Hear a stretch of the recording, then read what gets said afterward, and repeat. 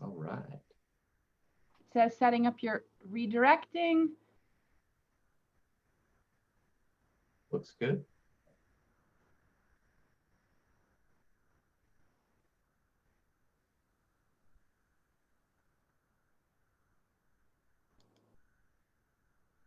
Hi, guys. Hello. How are you? We're good. Don, how are you? Fine, thank you. Awesome. I believe we are live on Facebook, so we'll sit tight. It's just about 11 a.m. Excellent. Give folks a few right. minutes. Well, I think we can get going whenever. All right. Up to you. You tell us when, Aim. Ready to roll. Go ahead. All right. Well, we are excited that you're joining us today. We apologize for the technical challenges we had on Wednesday, but glad you can join us today. It's kind of the way technology works. It's awesome, and you don't think about it when it works, but when it doesn't, it's a challenge. So we are excited to be live on Facebook now. So welcome. Good morning. My name is Kevin Mahan. I am the Vice President of Sales for Jensen. Today, I'm joined by Amy Donato, who leads our marketing department, and also Don Cornell, who you know is an industry expert, lab technician, and international speaker. So we're excited to be with you today. And we're going to talk about really what we think the future is going to hold for us. And the reality is a lot's changed in our industry in the last month and a half. It's hard to believe that it's only been that long. In some ways, it feels like a year ago, doesn't it?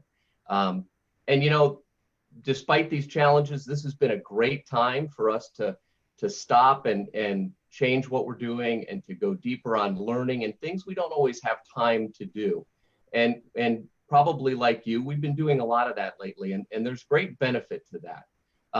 But as different as our world looks right now, we really need to be thinking about what it's going to look like in the next few months, right? The next 3 months, the next 6 months, the next 12 months, because as different as our world looked a month ago, we really believe it's going to continue to look different in the upcoming months.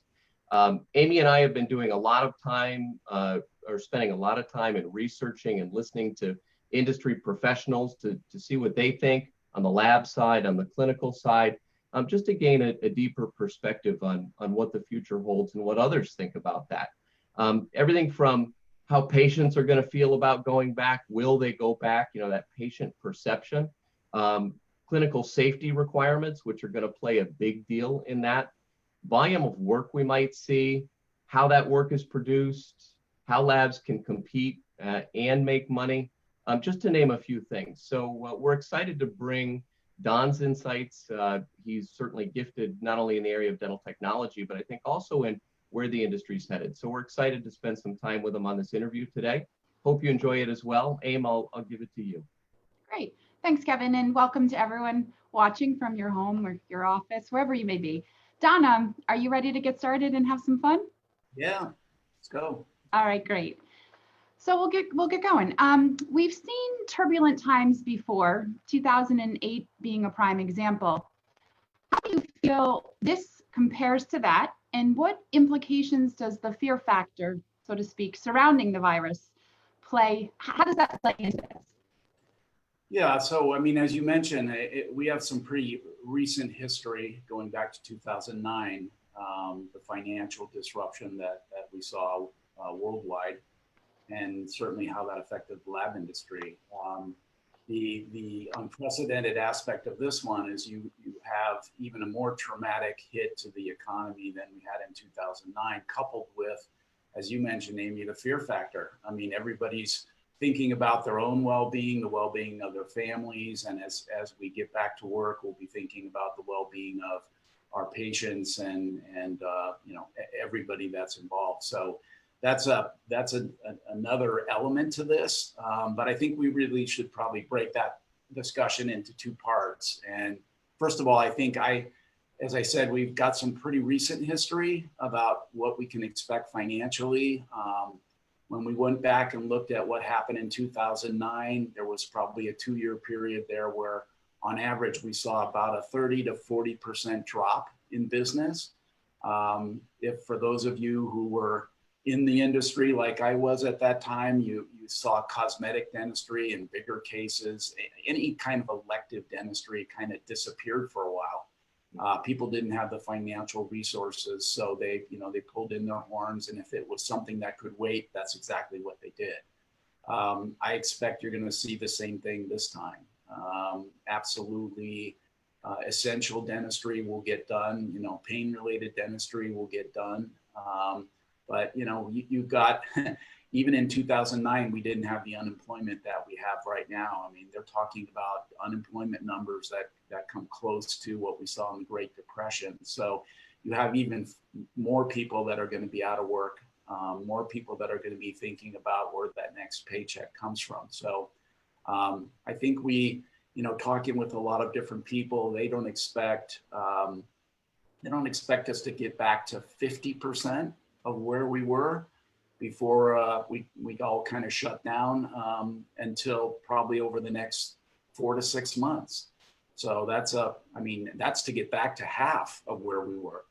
And then from there, there are different projections. I guess it just depends on how this virus kind of unfolds and whether or not there's treatment in place. And as you mentioned, Amy, the comfort level that patients have going back to the office. And, as that part is very unknown at the moment. And as those kind of treatments kind of fall in place, and of course a vaccine and all those other things, then I think people are gonna, we may see business come back online. But I think probably in conservative estimates, we won't get back to 100%. Some people say within less than a year. Some people say it'll take a couple of years. Right. And then the fear factor, what will the dental practice look like? What will dentists have to do to protect themselves, their staff, and their patients? When would a patient be comfortable coming back into the dental practice? I mean, you can ask those questions kind of in general. When would you be comfortable going back to a restaurant? When will you be comfortable getting back on an airplane? When will you be comfortable sitting shoulder to shoulder with somebody at a sporting event? I mean, these are kind of big societal questions, which will certainly have an impact on everything that we do. So that's going to play a role here without question. Okay. Well, you briefly touched on the dentist aspect, but in your opinion, how is really going to impact the dental practice? Less patient volume. Let's spend a little bit of time there. Yeah, I mean, if you think about the normal general dental practice, the engine that drives most general practices is hygiene. So most dentists will run at least one hygiene chair. It's not unusual for a general practitioner to have a couple of rooms dedicated to hygiene. Hygiene is kind of the engine that drives the practice. Right. Most dentists rely on hygiene and the income from hygiene to kind of pay the bills, if you will. It's what keeps the lights on. And then the crown and bridge that comes out of those hygiene exams. So the hygiene exam is also where the crown and bridge restorations come from, right? The hygienist does the cleaning, takes some x-rays, the dentist drops in, checks the x-rays, finds some carious lesions, goes in, probes it, tells the patient, we need to get you in for a crown. So when you think about that, how's that going to be impacted? So if the dental office has to go through extraordinary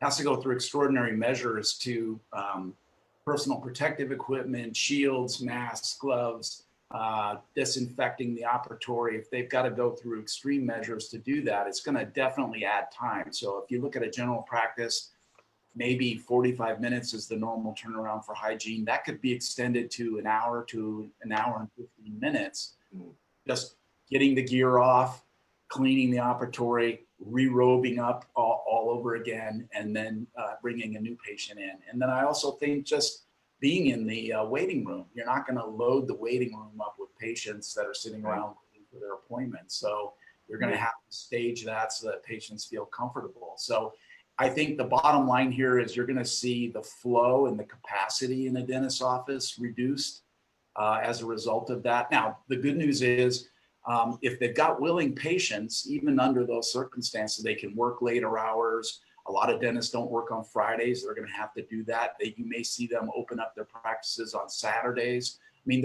they do have some flexibility to kind of compensate for some of that. So, but I think in general, again, like we saw in 2009, it's not going. There is going to be a reduction in the amount of work that we see. I think that's absolutely inevitable. Don, you and I talked to a number of dentists in preparation for this, and I think we saw, certainly there was some, some diversity in their thoughts in general, right? It seemed to be that doctors that had the ability to do different types of dentistry within their practice feel a little more confident that doctors that might have to outsource for an oral surgeon versus some periodontal work before fixed restoration could be produced. Do you agree with that? Yeah, I mean, most general dentists just do general dentistry. There are some dentists that do a lot more. They do their own endodontics, they do their own perio work, things of that nature. But that's not the norm. But I think in terms of the general dentist, again, even though in 2009 we saw a lot of elective dentistry go away, I think that happened over a long period of time. I mean, think about this was strictly a financial impact thing. And as that kind of unwound a little bit, people started over a period of a year to start pulling in what they're going to spend money on. It didn't happen overnight. This is a very different situation in that everything happened immediately, really within a span of like a couple of weeks. Everything stopped. And so I think that's an important thing to think about, because if you think about the bigger cases, right, the full mouth cases, the all on four cases, the more complex cases, a lot of those were in progress. Mm-hmm. A lot of those were already, paid for in many respects. So I think when we do get back to work, we're not going to see an immediate cessation to those bigger cases. A lot of them have already been, a lot of the cost has already been absorbed there. A lot of the work has already been started. Those patients are going to be, as long as the dentist can make them comfortable, that their well-being is being looked after, and they're confident they can come into the office without fear. I think you're going to see those cases get finished up, and those cases are going to play out for a while. So I think we will see some of that over the next 6 to 9 months, but I think then you're going to start to see it drop off a little bit. So we have a little bit of a roadmap for how this is going to happen. I just think the timing of it is going to be different because of the way this one happened and how quickly it happened. Yeah. Great. So I think it's safe to say the doctor's gonna be challenged to do as much as he or she can in the time they have with the patients that are willing to come back, right? So scheduling multiple visits very likely could be a challenge, right? I don't think you're going to see that. I think at least in the immediate near future, you're going to see dentists try to reassure their patients that their safety is paramount, which it is, and I know it is. And that's generally going to mean, you're going to have a patient in the waiting room and then go to the operatory. Some practices may have one patient in their office at any one time period.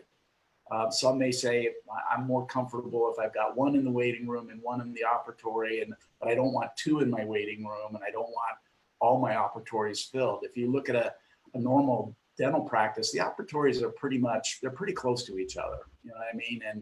And right. We talk about social distancing being 6 feet, but when you're in a patient's mouth with a drill, you're aerosolizing, their saliva and everything else, which is a much different environment. So I think, how dentist offices set up for that, and you may see investments in different air purification systems, things right. like that, so right. Yeah, I mean, it's going to be a little bit tricky. I mean, dentists are used to dealing with these kinds of things.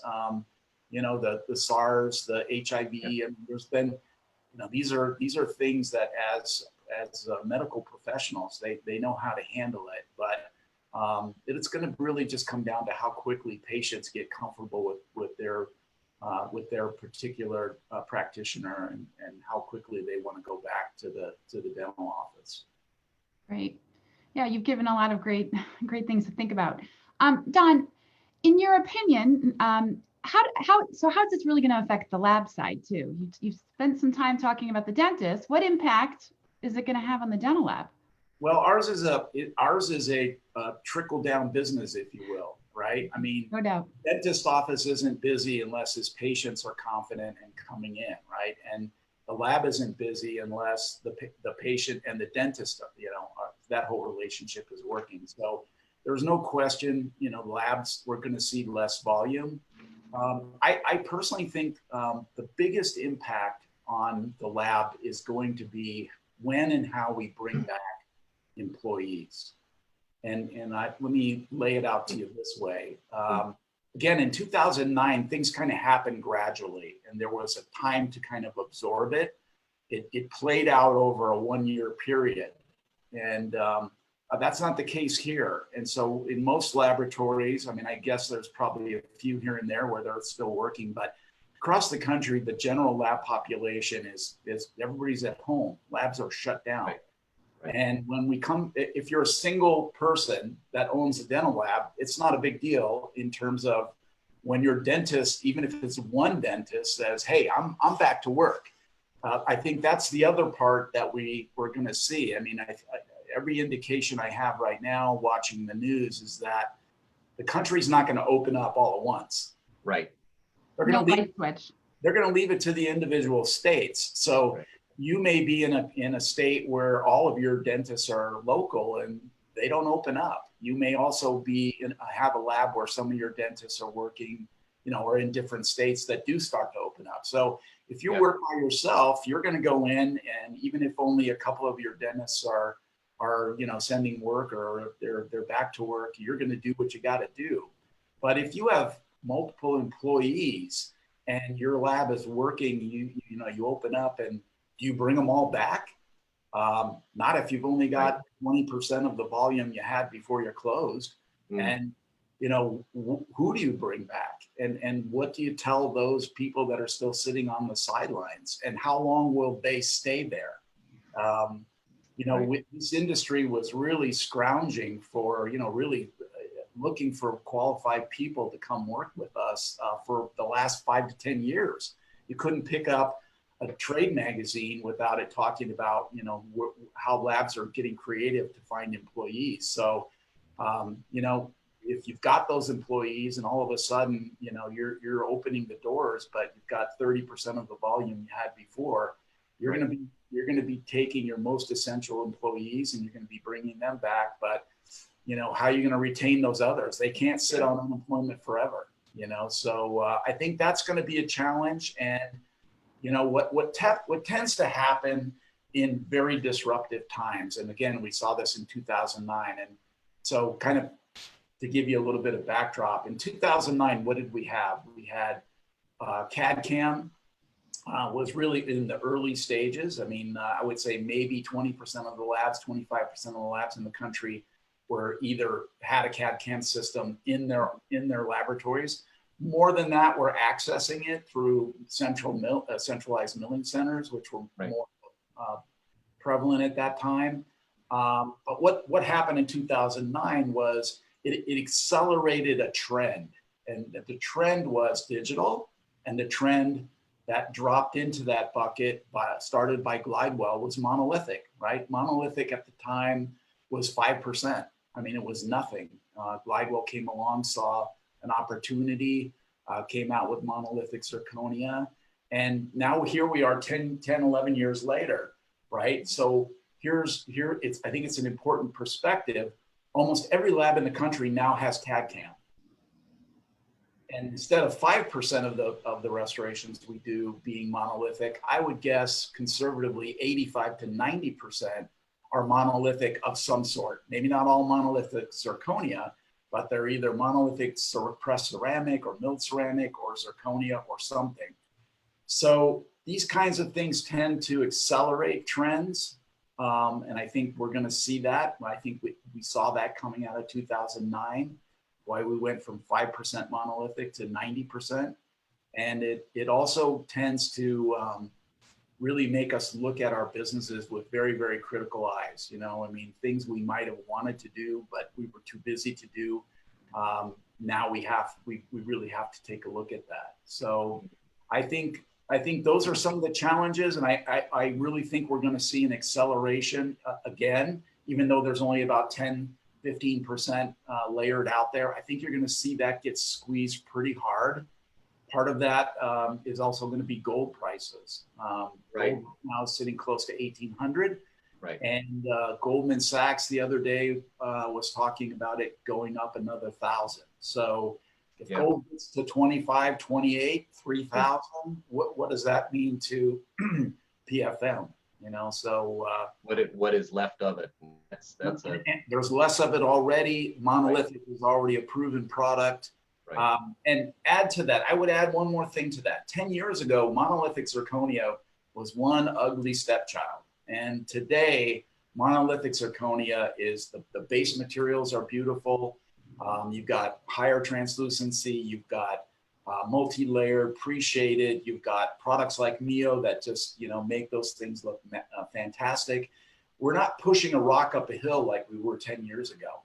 Right. So I think the last bit of the layered, I know there's people in our industry that don't want to hear this, but this trend is a freight train that's not going to stop. And I think you're going to see kind of disruptions like this really kind of push that along even faster. You know, Don, I on the heels of that, I wanted to get your opinion on this. Based on the fact that doctors are going to need to maximize the time they have with patients, right? Yeah. And they're going to want to reduce the amount of visits after, right? Or follow-up, if you will, just because there's going to be a capacity issue, which is likely going to create the need for doctors to be open longer, more days, Friday, maybe Saturdays, right? You know, kind of extended hours to get that capacity when that capacity is available. So how does monolithic play a role there compared to, let's say, a layered restoration for the doctor? Is there a difference in seating time? Is there a difference in any of those factors that I just mentioned? No, I mean, there really isn't, Kevin. I mean, the chair time is always critical, no question. They're going to have more time on their hands. So, you know, it's hard to say which way that's going to go. But the amount of time it takes to prep the tooth, the amount of time it takes to cement the crown doesn't change whether it's layered or it's monolithic. I think the impact is going to be more on the laboratory. I think dentists, so I'd like to kind of step onto the side of that a little bit. So I think to finish the question that Amy asked about how I think this is going to impact the dental lab business, I think you're going to see a significant number of dentists close their practices. Some of them, some of them will retire. Some of them will decide that they don't want to deal with the risk of being in a single practice, and they join a bigger practice as an employee. That trend was already well underway. I think this will accelerate that. And I think I've seen estimates that anywhere from 10% to 20% of the dental labs that went into this will not come out of it, or will come out, will struggle. We'll see that the volume isn't there and just, close the doors. So, with every crisis, there's opportunity. That means the labs that were in a good position are gonna, that work's gonna have to be done somewhere. And so some of the offset here is that there are going to be fewer labs doing the volume. And so I think there's going to be new opportunity for labs. And those dentists are going to be out there looking for those relationships. And so I think that's an opportunity which could also help offset some of the general reduction that labs see in their previous customer base. Don, what's your advice to the dental labs out there right now? Well, we're kind of on pause, as Kevin mentioned. What should they be doing to get ready to get up and running again? The lab industry has always been the same. And what I mean by that is our relationship to dentists dentists look at laboratories. They're going to look at laboratories coming out of this the same way they've always looked at laboratories. Surveys have been done over the last 25, 30 years that always come back to the same thing. When they ask dentists, why do you change laboratories? And always the number one, the highest percentage is consistency. The lab's ability to consistently deliver the product that I'm looking for, the end result that I'm looking for. I think one of the dangers for laboratories that might not have been able to deliver that for a variety of reasons, there's invariably always going to be, when anybody's busy, change is difficult, right? So if there are laboratories out there or dentists that weren't particularly happy with their lab relationship, a lot of times they're so busy and they're, they don't, it's always in the back of their mind, but they don't act on it. I think in this environment, some dentists are going to say, I got plenty of time. And right now is a good time for me to get out there and find those laboratories that can deliver to me the quality and the consistency that I'm looking for. And so what I would say to those laboratories, I mean, everybody needs to look at their business. I think when you look at the potential disruption to our employee base, will we be able to bring all those employees back? When will we be able to do that? If we can't do it right away, I think we have to assume we're going to lose some of them. They're not going to sit on the sidelines waiting for that phone call. They're going to go out and get a job somewhere, and then maybe outside the dental lab business. So that's going to mean we're the good news is almost every lab in the country has digital capability, right? So what we do with it is what's going to be important. And becoming extremely efficient, really making sure that we are optimizing our workflow capability, our productivity is going to be really important. And again, I think we're going to see a pretty decent push more and more towards monolithic. That's the trend that's been with us for the last 10 years. I think you're going to see with gold and all these other things kind of coming into the equation.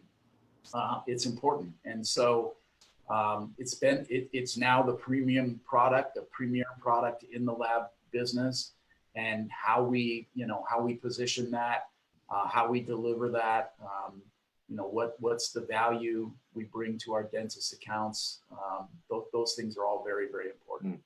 And Don, in the context of that, the other day, Amy and I were listening to a well-respected industry professional who felt that the turnaround time for a laboratory, there was going to be an increased need for a shorter turnaround time.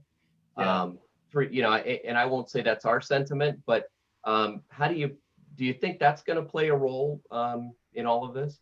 The only benefit to a fast turnaround time is, finishing the case, and depending on how the dentist bills it, if let's say the patient pays half up front and they pay the remainder at the time of delivery.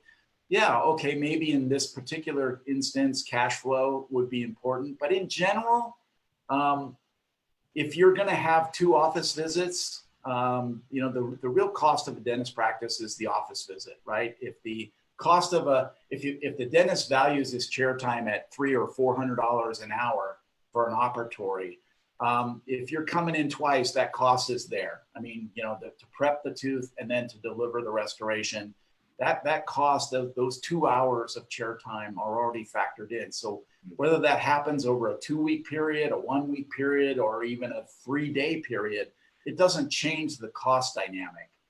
That it's like an airplane. There are only so many seats on the plane. So if you're coming back twice to the operatory, that's really the real issue.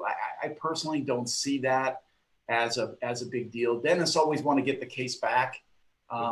That's more of a scheduling issue. Obviously, if it takes a month or 2 to get something back, that goes into other issues and other problems, and then does definitely affect cash flow.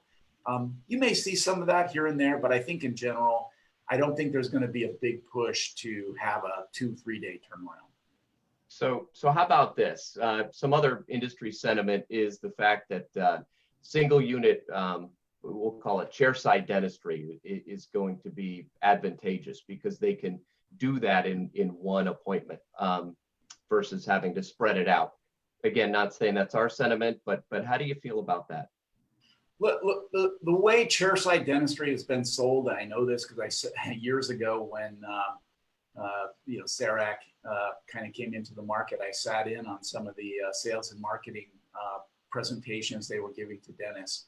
The way dentists off practices are reimbursed, and I think I know it's still true today, insurance companies reimburse them based on one office visit procedure, what they call direct. Actually, it has nothing to do with, it has to do with whether it's a direct restoration, meaning an amalgam or a composite or something that the dentist does himself chairside, versus a indirect, which is a crown is made outside of the mouth and then put into the patient's mouth.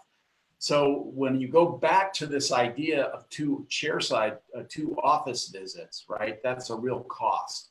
So the dentist does a direct restoration, they are reimbursed differently. It's significantly less, about 60% less than if it's a two office visit or indirect restoration. So the real value of chairside was you're getting paid for a two office visit procedure essentially, which was done in one office visit. And you're being reimbursed for an indirect restoration. And so with respect to that, I mean, that's not new. That's been out there for 25 years.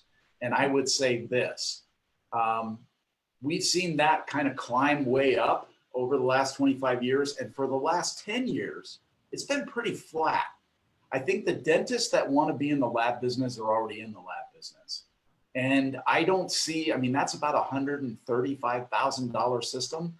I don't think there's going to be too many dentists coming out of this environment that are going to be looking to invest $135,000 in a chairside system. I really don't. Not right now. Maybe 2 or 3 years from now, but not now. I would say this though.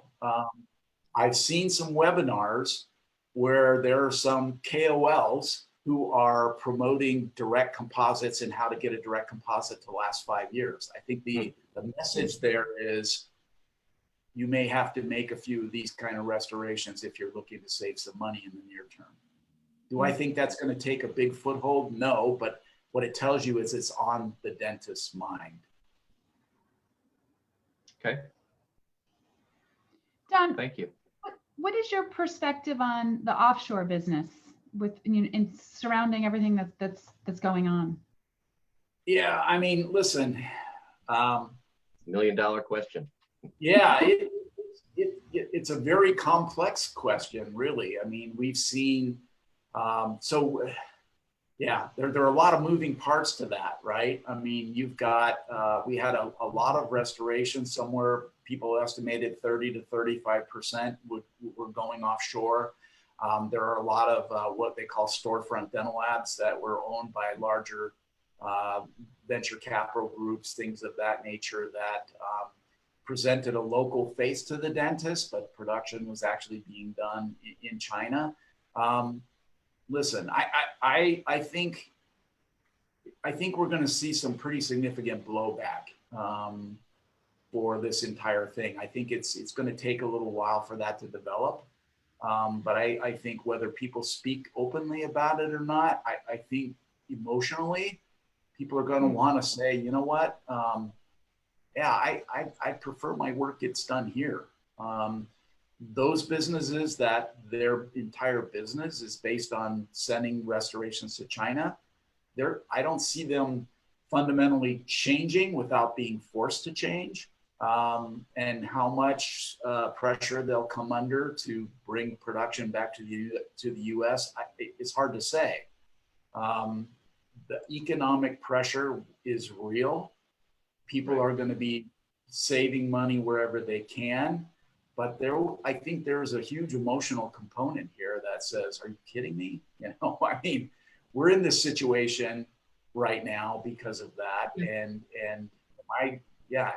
it's, you know, it's hard to say. Everybody will make a decision, I think, based on their own emotional, you know, values around this. But I think there will be an impact. I can't say what the impact's going to be.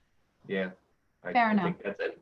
I think we all play a role in that, right? You know, in whether it's a dental purchase or not, you know, we have a decision. And my hope is that there is a sensitivity to that, and that comes back. But we know cost plays a role there, that consumer sentiment and opinion of these things, and maybe even the knowledge of where it's produced. You know, how many people really know that something was made offshore for a crown or restoration? Probably most don't know, right? Yeah, I think that's the case, Kevin. I think most people don't know. That's the problem. Well, hopefully that'll change. And I know we're 35 minutes into this. You know, we promised I think a 30-minute run here. You know, we really appreciate you joining us today, Don. We appreciate you joining us from Texas when all this lockdown. You happen to be in Texas, so we appreciate technology being able to kind of bring us all together. And you know, I think a lot of innovation and a lot of great things are going to come from this. You know, despite the challenges and the adversity that we face. So my hope is we can continue to do this with you, Don, maybe in the upcoming weeks as we learn more and gain more insight into what this is going to look like for dental laboratories and dental practices in the next 3, 6, 12 months. I think it's important information to be on top of. Yeah, and Kevin, to your point, I think this morning's session was really about what are some of the challenges. I would leave you with this, and if you guys want to take a look, maybe a week or so from now, I am very optimistic at what some of the opportunities will be. I mean, these kinds of disruptions always bring opportunity. So I definitely don't want to paint a doom and gloom kind of scenario here. We will be challenged. We are going to be challenged. And so I think, you know, how you position yourself coming out of this and have a very realistic and sober understanding of what it's going to take to be successful and get back on your feet. As I mentioned earlier, I think how you strategically hold on to employees, bring them back into the fold, and then what that means to your workflow, I think is going to be a big part of that. And yeah, so we'll see. Yeah. Making money, Billy. The new How can you make money? Yeah. Yeah, that's fair. Great. Yeah. Amy, thank you for hosting this. We appreciate you and your insights as My well, pleasure. and all the work you did for this. Look forward to doing more of these and sharing. We're all in this together. We hope that y'all stay safe and follow best practices, and you know, we'll be believing business is going to eventually get back, but we'll be with you in the meantime, and we'll help you in any way that we can.